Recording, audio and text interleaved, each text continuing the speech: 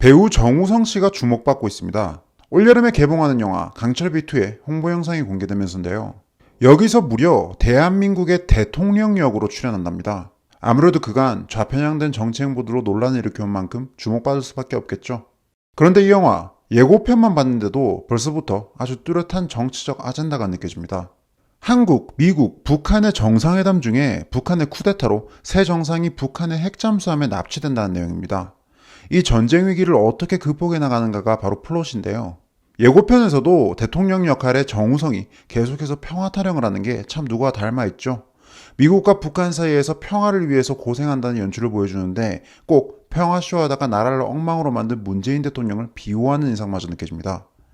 미국 대통령은 트럼프와 같은 분위기로 연출하고 북한 독재자는 김정은과 같은 분위기로 연출하는데요. 물론 아주 많이 미화된 버전으로요.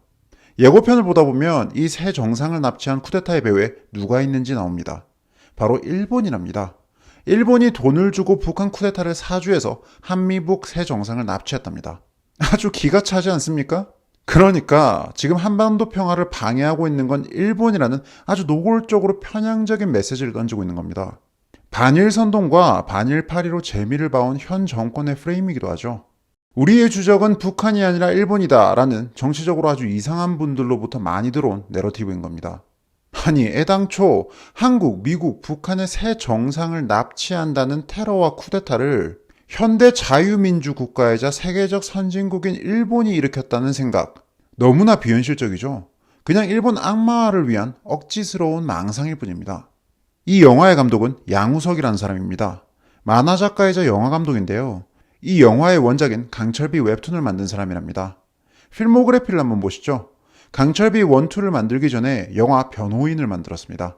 작품 활동에 꾸준히 정치적인 성향이 반영되어 있죠. 일본이 한반도 평화를 방해하기 위해서 테러와 쿠데타를 사줬다는 그런 망상적인 시나리오가 나온 이유겠죠.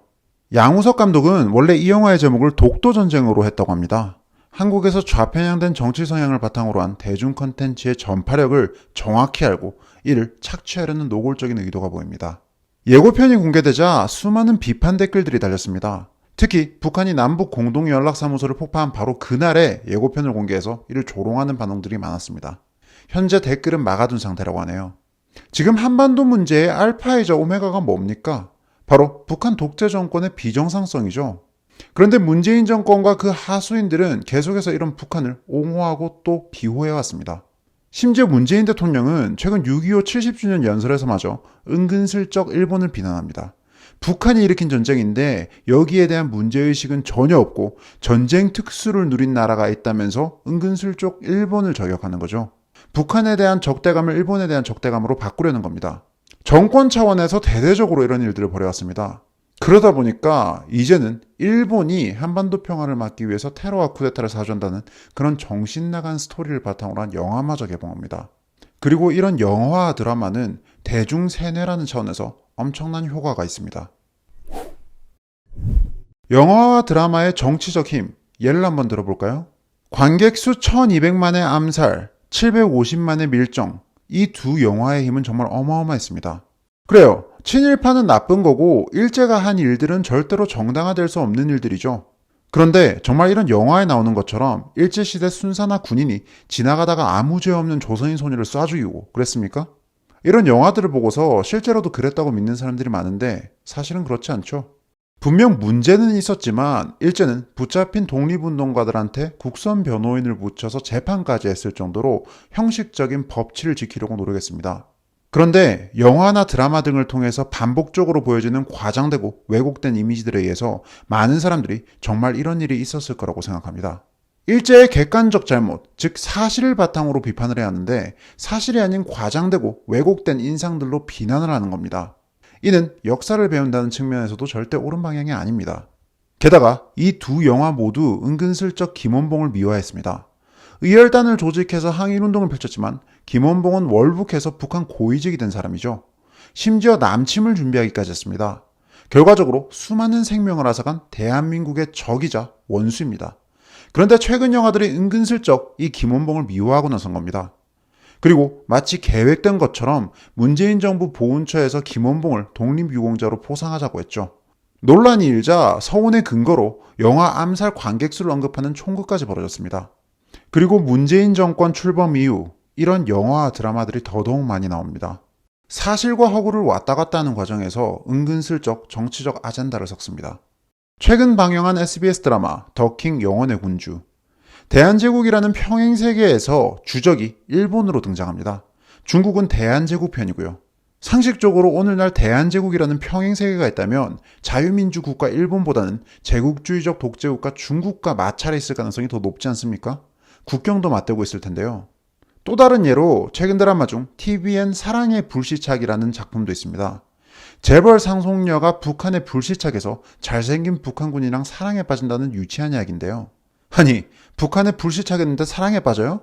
합법적으로 금강산에 관광 갔다가 북한에 의해서 살해당했던 박왕자 씨 가족이 이걸 보면 무슨 생각이 들까요? 드라마는 북한 군인들을 카리스마 넘치는 멋진 사람들로 묘사하고 또 미화합니다. 북한에서 목숨 걸고 탈출한 탈북자들이 분노하는 게 당연하겠죠. 문재인 정권 출범 이후 이런 부류의 드라마와 영화들이 많이 나오고 있습니다. 군함도, 봉오동 전투, 자전차왕 엄복동 등 항일을 이야기하는 듯 실제로는 현 정권의 반일파리 내지는 반일선동에 힘을 실어주는 영화들이 대거 쏟아집니다. 또 앞서 살펴봤던 예들처럼 은근슬쩍 북한이나 중국을 미화하기도 하죠. 노골적으로 느껴지는 정치적 의도를 가지고 사실과 거짓을 교묘하게 섞어서 관객들을 동화시키려고 합니다. 그리고 그 과장, 왜곡, 거짓을 관객의 현실로 이끌어오는 장치들을 넣습니다. 그렇게 일제뿐만 아니라 은근슬쩍 오늘날 이웃나라인 일본마저도 악마화합니다. 한편 오늘날 우리의 주적인 북한이나 우리를 침공한 걸로도 모자라서 그런 주적을 먹여 살려온 중국은 열심히 미화합니다. 마치 이들과 함께 일본에 맞서야 한다는 식입니다. 영화와 드라마가 정치에 의해 오염되어 간다는 인상, 저만 받는 건 아닐 것 같습니다. 과거 이탈리아에는 안토니오 그람시라는 전설적인 공산주의자가 있었습니다. 그는 공산주의 혁명을 위한 전술을 가르치면서 진지전이라는 개념을 소개하는데요. 어느 날 하루아침에 우리들이 원하는 대로 혁명이 일어나 세상이 바뀌는 일은 없으니까 정치, 교육, 예술, 문화, 종교 등 갖가지 분야에 진출해서 이념을 설파하고 그렇게 민중들을 의식 깊은 곳에서부터 동요되도록 하자는 그런 전략입니다. 정치적인 아젠다를 가지고서 만들어진 영화와 드라마, 이렇게 대중성이 높은 매체일수록 그 속에 담긴 메시지의 전파력은 큽니다. 한번 생각해 보시죠. 기쁨, 슬픔, 분노 등 갖가지 감정을 자극하는 연출과 내러티브 속에서 우리 관객들은 극중 주인공이나 화자에게 동화될 수밖에 없습니다. 이 말은 곧 제작자가 어떤 정치적인 의도를 가지고 이를 유도한다면 대중은 거기에 휘둘릴 수밖에 없다는 얘기죠. 대중세뇌라는 측면에서 정말 어마어마한 위력을 가지고 있는 겁니다. 독일의 나치 정권, 중국의 공산 독재 정권 등 이런 전체주의 국가들에서 영화와 드라마를 적극 활용하는 이유기도 합니다. 관객들의, 우리들의 의식 아주 깊은 곳에 영향을 미치는 정치적으로 오염된 영화와 드라마, 이런 것들에 반복적으로 노출되다 보면 결국 시사이슈를 바라보는 관점 자체가 달라질 수밖에 없습니다. 바로 제작자의 의도대로요. 요즘 사람들은 역사를 영화로 배운다, 이런 조서 섞인 말 한 번쯤 들어보셨을 텐데요. 저는 이 말이 너무나 무섭습니다.